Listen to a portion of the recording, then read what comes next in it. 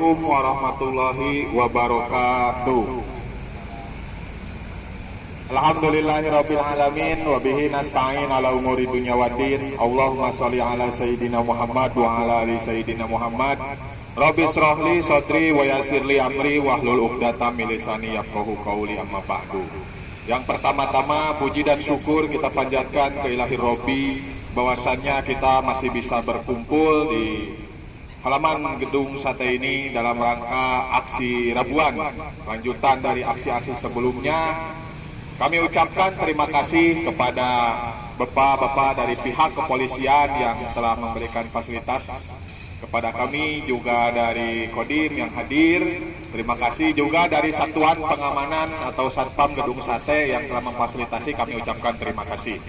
Alhamdulillah, tujuan kami ke sini tidak lain dan tidak bukan, masih sama seperti yang kemarin, yaitu meminta kepada Bapak kita, Bapak Gubernur Jawa Barat, untuk menindak dugaan-dugaan permasalahan seperti apa yang telah kami sampaikan beberapa hari atau beberapa minggu, beberapa waktu. Tanggal 4 Januari 2023, kami elemen masyarakat yang tergabung dalam Lembaga Swadaya Masyarakat Pemuda Mandiri Peduli Rakyat Indonesia LSM-PMPRI hadir dalam sebuah pergerakan untuk bersuara terhadap adanya dugaan permasalahan bahwa satu, terkait dugaan perbuatan melawan hukum dan penyalahgunaan wewenang yang dilakukan oleh kantor BKD Provinsi Jawa Barat.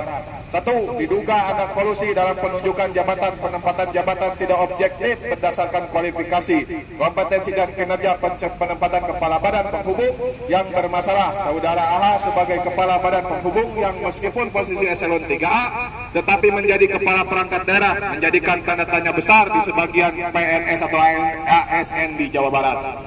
Dua, dugaan beberapa orang eselon 3 didemosi ke eselon 3B tanpa ada prosedur seperti di Dinas Indak, Setlan, Badan Diklat, Upt Peternakan.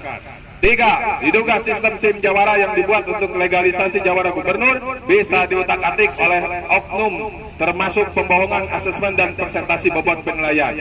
Terkait pembiaran kepada pelanggar tata ruang yang melibatkan dukungan perbankan. Satu, dugaan lemahnya fungsi pengawasan dari pemerintah Provinsi Jawa Barat terkait adanya pelanggaran tata ruang kawasan KBU, kawasan Bandung Utara di wilayah Provinsi Jawa Barat. Pembiaran atau tidak adanya penindakan terhadap pelaku pelanggar tata ruang kawasan KBU. Tiga, diduga pihak perbankan telah mengucurkan dana sebesar kurang lebih 4 miliar rupiah kepada PT LRP, salah satu perusahaan pengembang perumahan di wilayah Desa Cianjuang, Kecamatan Parongpong, Kabupaten Bandung Barat, yang diperuntukkan untuk 12 konsumen. Hal tersebut dilakukan dengan dasar perjanjian kerjasama antara pihak PT LRP dengan pihak perbankan dan diduga menggunakan dokumen fiktif atau tidak valid. Dan ini pernyataan dokumen fiktif ini dibenarkan oleh dinas terkait, teman-teman. PT Jaswita sebagai BUMD diduga membebani keuangan negara. Banyak tenaga kepegawaian yang bekerja di PT Jaswita diduga tidak profesional di bidangnya, serta banyak oknum-oknum yang ada di PT Jaswita menjadi penyebab kerugian anggaran bagi Provinsi Jawa Barat dan Indonesia. Dua, diprediksi adanya kerugian drastis di PT Jaswita yang tadinya di tahun 2022 rugi 9,79 miliar menjadi direncanakan rugi 19,78 miliar, rugi 2 kali lipat dari tahun sebelumnya. Tiga, kantor pusat direncanakan 2023 mengalami kenaikan kerugian 55,6% dibanding 2022 menjadi rugi bersih Rp 18,4 miliar. Kantor pusat menjadi beban yang besar di mana beban admin dan umum kantor pusat 59,35%, seluruh beban ADM dan umum Jaswita. Empat, laba JBP di RKP 2023 cuma 15 juta, pusat tetap rugi 19 miliar. Untuk itu, kami Lembaga Swadaya Masyarakat Pemuda Mandiri Peduli Rakyat Indonesia atau LSM-PMPRI menyatakan sikap resmi serta dapat dipertanggungjawabkan secara moral dan hukum dengan menjunjung tinggi kaidah Undang-Undang Dasar 1945. Sikap Lembaga Swadaya Masyarakat Pemuda Mandiri Peduli Rakyat Indonesia atau LSM-PMPRI. Satu, meminta kepada yang terhormat Bapak Gubernur Jawa Barat untuk menindak tegas para oknum penjual beli jabatan. Dua, meminta Mendagri untuk membentuk pansus hak angket di ruang lingkup Provinsi Jawa Barat untuk mendisiplinkan para ASN yang tidak layak promosi jabatan, serta untuk meminimalisir terjadinya tindak pidana gratifikasi atau suap menyuap dalam promosi jabatan. Tiga, meminta kepada Bapak Gubernur Jawa Barat yang terhormat untuk menutup dan menyegel bangunan milik Empat, menindaklanjuti terkait dugaan kucuran dana dari salah satu perbankan kepada developer yang tidak memiliki izin. 5. Meminta penjelasan dari Direktur PT Jaswita terkait permasalahan kerugian dan banyaknya kejanggalan di PT Jaswita. 6. Dapat semua oknum yang ada di PT Jaswita yang secara sadar terlibat mufakat jahat dalam permasalahan di atas. Dan ke-8, kami memberikan dukungan kepada Kejaksaan Tinggi Jawa Barat yang kemarin turun ke BKD untuk menyelidiki permasalahan yang dimaksud. Dalam hal ini teman-teman, kita apresiasi karena ada APH yang telah turun ke BKD dalam rangka menyelidiki permasalahan jual beli jabatan atau gratifikasi. Dan ini kami memberikan apresiasi yang setinggi-tingginya dan mudah-mudahan secepatnya menemui titik temu. Itu permasalahan pertama. Permasalahan kedua teman-teman, mengenai KBU nanti akan dibahas oleh penasehat kita Kang Ilyas Kumba. Beliau juga berasal dari KBU. Kemudian permasalahan yang ketiga mengenai PT Jaswita teman-teman. Ini merupakan BUMD yang mana dalam analisisnya mengalami kerugian teman-teman. Seharusnya BUMD atau BUMN atau di tingkat desa maupun BUMDes itu seharusnya memberikan keuntungan atau laba karena diciptakan untuk akselerasi ekonomi, untuk akselerasi penambahan biaya pendapatan teman-teman semua. Tapi nyatanya di lapangan kerugian dan kerugian yang dialami. Kemudian banyak aset juga yang diduga hilang teman-teman, entah milik Pemprov Jabar teman-teman. Nah ini perlu menjadi perhatian kita semua. Dua permasalahan itu. Permasalahan ketiga berkaitan dengan forum Focus Group Discussion atau FGD yang hari Jumat lalu kita laksanakan, bahwa mengenai pelanggaran migas, minyak dan gas, kita masih menemukan bahwa menurut Perpres tahun 2007, migas atau gas tabung LPG yang 3 kg atau tabung melon itu digunakan hanya untuk dua hal. Itu aturan Perpres teman-teman. Hal pertama, digunakan untuk masyarakat miskin atau masyarakat tidak mampu. Hal kedua, digunakan untuk UMKM atau usaha menengah mikro, untuk para pedagang-pedagang kaki lima dan lain sebagainya. Itu tabung gas LPG 3 kilo teman-teman. Tetapi nyatanya hari ini teman-teman, tabung gas 3 kilo atau tabung LPG tabung melon itu masih banyak ditemukan teman-teman. Untuk distribusinya, untuk penggunanya itu bukan sesuai atau tidak sesuai dengan Perpres teman-teman. Salah satunya diduga masih banyak di dapur-dapur dinas digunakan teman-teman. Padahal itu tidak boleh. Kedua, masih banyak para pejabat-pejabat tinggi yang diduga masih menggunakan tabung gas LPG 3 kilo. Padahal di situ jelas brandnya tabung gas 3 kg untuk masyarakat miskin. Kita tinjau kembali ke belakang teman-teman. Kejadian di Pemkot Bandung, kebakaran waktu itu seperti hanya diucap oleh Ketum Joker waktu saya, bolehkah Pemkot menggunakan tabung gas LPG 3 kilo? Itu saja pertanyaan saya. Yang menjawab adalah teman-teman semua. Nah, itu yang harus menjadi perhatian kita teman-teman. Seharusnya subsidi dari pemerintah digunakan sesuai aturan, digunakan tepat sasaran, tetapi masih banyak orang-orang yang menggunakan subsidi pemerintah itu hanya untuk memperbesar keuntungan dalam usaha teman-teman. Nah ini harus menjadi perhatian kita teman-teman. Hal kecil tapi berdampak besar, melawan hukum, melawan Perpres, melawan undang-undang teman-teman. Nah ini yang harus kita sikapi, bahwa tiada lain dan tiada bukan, kami meminta kepada Bapak Gubernur Jawa Barat yang terhormat sebagai Bapak kita di Jawa Barat, menindak pelanggaran-pelanggaran tersebut Pak, untuk memberikan suatu disiplin kedinasan Pak kepada oknum-oknum yang sering melakukan disparitas dalam jabatan teman-teman semua.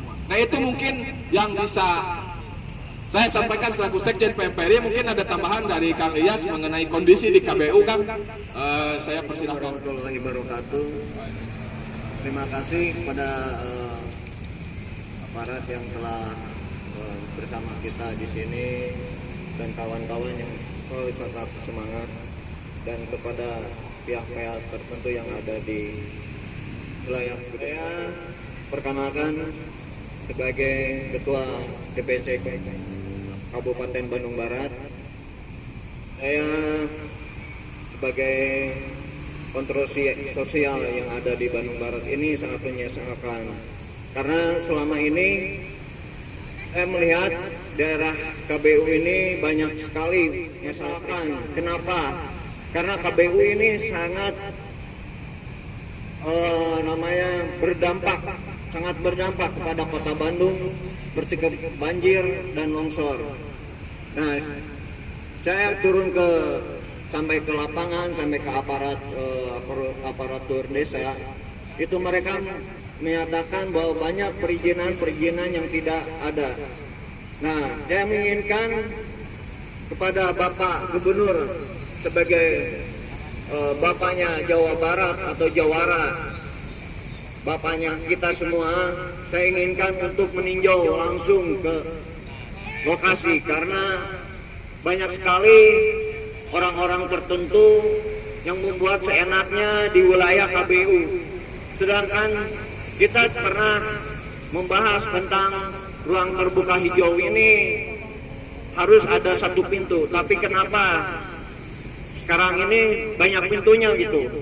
Jadi saya sangat menyesalkan, ada apa ini balik ini semua? Apakah ada mafia perizinan atau ada orang-orang terkait yang mengizinkan hanya sebelah pihak? Saya sangat menyesalkan sebagai warga Bandung Barat, juga sebagai ketua LSM di Bandung Barat, PMPR, sangat menyesalkan karena kenapa di daerah KBU ini banyak sekali tempat-tempat yang diizinkan padahal itu sangat membahayakan warga. Contoh, ada longsor daerah kayak di Dago atau daerah Parongpong, itu di wilayahnya itu sangat membahayakan untuk warganya, tapi kenapa diizinkan oleh aparat-aparat tertentu? Saya pengen gubernur dengan pihaknya untuk langsung turun melihat ke lapangan tempat-tempat pariwisata yang tidak ada izin, tempat-tempat kayak rumah-rumah mewah itu tidak ada perizinan yang tidak lengkap. Nah, saya pengen Pak Gubernur untuk turun ke lapangan, tolong sayangilah KBU ini adalah pusatnya serapan air. Saya ucapkan semoga Bapak bisa langsung turun ke lapangan. Sekali lagi saya minta langsung turun ke lapangan. Terima kasih kepada Ketua DPC Kabupaten Bandung Barat yang telah menyampaikan pengalaman temuan di lapangannya. Karena itu sekali lagi kepada yang terhormat para pemangku jabatan di gedung sate ini, kami warga masyarakat biasa Pak, meminta keadilan yang merata Pak, bahwa ketika ada oknum-oknum pejabat yang menjadikan jabatannya sebagai usaha, waduh, kami minta ditindak Pak. Karena kenapa? Mereka sudah digaji Pak oleh negara, sudah diberikan fasilitas oleh negara, tetapi masih mencari sampingan Pak. Kalau gitu udah jadi pengusaha aja, kalau pengen banyak sampingannya, gitu kan? Nah, kepada Bapak Gubernur yang terhormat, kami minta permasalahan ini ditindak. Karena kami di Jawa Barat ini mau teriak kepada siapa lagi kalau bukan kepada yang terhormat Bapak Gubernur Jawa Barat, terutama dalam kasus tata ruang. Itu sangat miris sekali Pak, dan itu harus segera diperhatikan Pak. Seperti apa yang dikatakan oleh Ketua DPC Kabupaten Bandung Barat Pak. Memang seperti itu nyatanya, buktinya seperti itu Pak. Baik, terima kasih atas kesempatan hari ini kita bisa berkumpul kembali di Gedung Sate, dan kita akan datang kembali apabila permasalahan ini masih belum tuntas dan belum selesai, dan tentunya belum diterima oleh Bapak Gubernur Jawa Barat yang terhormat sebagai pemangku kebijakan tertinggi ASN di Jawa Barat. Itu mungkin yang bisa kita sampaikan. Mohon maaf apabila ada tindakan, ucapan, dan perilaku yang tidak berkenan dan kurang sesuai dengan aturan. Kami aturkan maaf yang sebesar-besarnya. Terima kasih atas atensi, atas fasilitas yang diberikan. Wassalamualaikum warahmatullahi wabarakatuh.